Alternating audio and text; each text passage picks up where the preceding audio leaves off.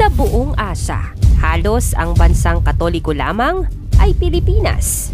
Sa Asya, ang pinakapangunahing relihiyon ay Islam, Hinduism at Buddhism. Pero bakit sa Pilipinas ang pangunahing relihiyon ay Catholicism? At alam mo ba na sa 48 mga bansa sa Asya, ang Pilipinas lamang ang may pinakamaraming miyembro ng Katoliko at pangatlo naman sa buong mundo?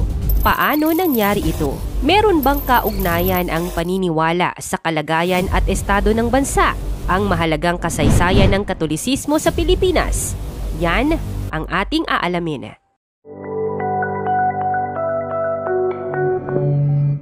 Sa bansang Pilipinas, konserbatibo ang mamamayan na halos ang katerba ang pagdiriwang, tradisyon at kapistahan. Anumang kaganapan, birthday man o kasalan, kahit ang bulsa ay walang laman, pwede naman daw mangutang sa ngalan ng handaan. Tuloy ang kasiyahan. Ayon sa iba't ibang paniniwala, ang Katolisismo ay kauri ng iba't ibang denominasyon gaya ng Protestanismo at Eastern Orthodox. Ngunit tanging Pilipinas ang may populasyon ng pinakamaraming Katoliko Kristiyano sa Asya-Pasipiko. Nangangahulugan na sa rehiyon sa Asya, isang minority group ang Pilipinas kung pag-uusapan ang relihiyong Katoliko na tanyag lamang sa Europa at Latin America. Bakit at paano nagsimula ang Katolisismo sa Pilipinas? Ano ang naging papel ng simbahang Katoliko sa kasaysayan at pagkakakilanlan ng mga Pilipino? Narito ang 5 facts about Catholicism in the Philippines. Una, ang mahabang kasaysayan ng Katolisismo sa Pilipinas.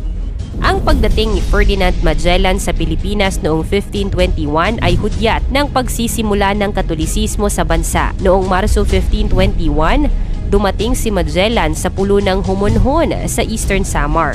Kasunod nito, nagpatuloy sila sa kanilang paglalakbay patungong Limasawa, isang maliit na isla sa Leyte Gulf.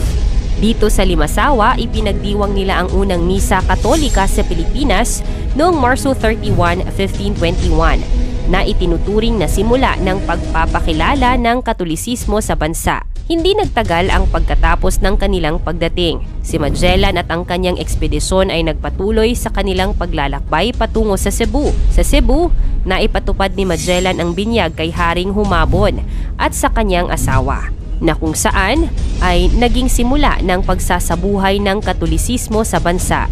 Nang si Magellan ay napaslang sa labanan sa Mactan, nagpatuloy pa rin ang paglaganap ng Katolisismo sa Pilipinas ng mga Espanyol. Nagpadala ang Espanya ng iba't ibang mga misyonaryo. At ang pagdating ni Miguel Lopez de Legazpi, kasama ang paring Agustino na ginawang permanenteng kolonya ang Cebu. Sinundan ito ng mga Fransiskanong praile na naglakbay sa Hilagang Luzon, kabilang na si Fray Juan de Plasencia na nagtatag ng mga misyon at simbahan. Maraming lokal na tribo ang nagpakita ng pagiging bukas sa Katolisismo at marami sa kanila ang tinanggap ang bagong relihiyon.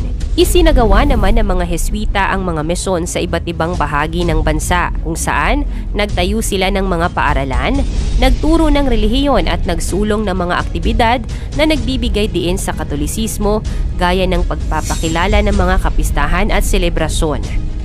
Pangalawa, third largest Catholic population in the world. Bilang isang bansa na may pinakamalaking populasyon ng mga Katoliko sa Asya, ang Pilipinas ay 86% Roman Catholics o mahigit 85 million na mga Pilipino noong 2020. 6% ay nabibilang sa iba't ibang Christian cults, habang 2% ay nahahati sa 100 pang-uri ng Protestant denominations. Noong 2010, merong 76 million na mga Katoliko sa Pilipinas, halos kapareho ng bilang ng mga Katoliko sa Amerika. In fact, 65% na mga Katoliko sa Amerika ay Filipino native o di kaya Filipino Americans. Dahil dito, ang pagpapakita ng debosyon sa mga santo, pagdalo sa mga misa, at iba pang ritual na Katoliko ay nagpapahayag ng pananampalataya ay nag-uugma sa pang-araw-araw na buhay ng mga Pilipino. Ang mga pista at pagdiriwang Katoliko tulad ng Pasko at Mahal na Araw ay naging mahalagang bahagi ng kalendaryo at kultura ng Pilipinas. Maraming mga institusyon at paaralang Katoliko din ang nagkaroon ng malaking impluwensya sa sistema ng edukasyon sa bansa. Isa na rito ang University of Santo Tomas, ang pinakalumang universidad sa bansa. Pangatlo, sikat ang mga pope sa Pilipinas. Halos 9 sa 10 Pilipino, kabilang na ang 95% ng mga Pilipinong Katoliko ay nagsasabi na pabor sila sa Papa ng Roma o ang Pope. Sa katunayan, hindi lang dito deboto ang maraming Pilipino, maging sa iba't ibang santo. Noong 1970 ang unang pagbisita ng Roman Catholic Pope sa bansa, siya si Pope Paul VI. Samantala, nasundan nito ng 2 beses na pagbisita ni St. John Paul II noong 1981 at noong 1995. Binisita naman ni Pope Francis ang Tacloban noong 2013 matapos manansala ang bagyong Yolanda, kung kailan din pinagtangkaan ang kanyang buhay. Pang-apat, mga simbahang barok. Nang dumating ang mga misyonaryong Espanyol, ibinigay nila hindi lamang ng kanilang relihiyon, kundi pati na rin ang kanilang arkitektura. Nais ng mga Espanyol na lumikha ng mga permanente at matitibay na simbahan. 2 sa Hilagang Luzon, ang Church of La Nuestra Señora de la Asuncion sa Santa Maria, Ilocos Sur at ang Church of San Agustin sa Paway, Ilocos Norte. Isa sa puso ng Maynila, ang Church of the Immaculate Conception of San Agustin na kinilala bilang UNESCO World Heritage Site. At isa sa Visayas, ang Church of Santo Tomas de Villanueva sa Miagao, Iloilo. Panlima, turo ng simbahan laban sa mga isyong panlipunan. Maraming mga Pilipino ay may konserbatibong tingin sa iba't ibang isyong panlipunan dahil masidhi ang kanilang paniniwala sa mga turo ng simbahang Katoliko. 2/3 o 67% ng mga Pilipino ang nagsasabi na ang divorce ay hindi katanggap-tanggap. 3 beses na mas malaki kumpara sa 22% ng mga Amerikano na naniniwala na immoral ang paghihiwalay ng lalaki at babae na ipinakasal ayon sa utos ng Diyos.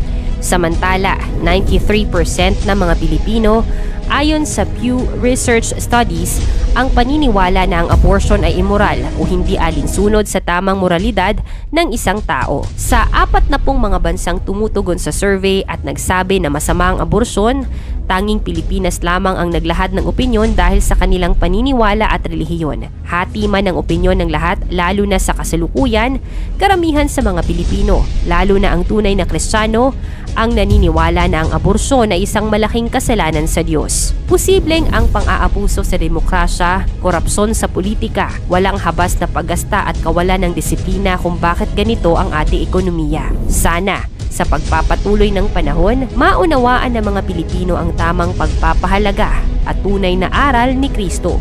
Dahil ang katotohanan ang magpapalaya sa tao. Meron bang kaugnayan ang paniniwala ng mga Pilipino sa kalagayan at estado ng ating bansa? Ikomento mo naman ito sa ibaba. Paki-like ang ating video, mag-subscribe at i-share mo na rin sa iba. Salamat at God bless.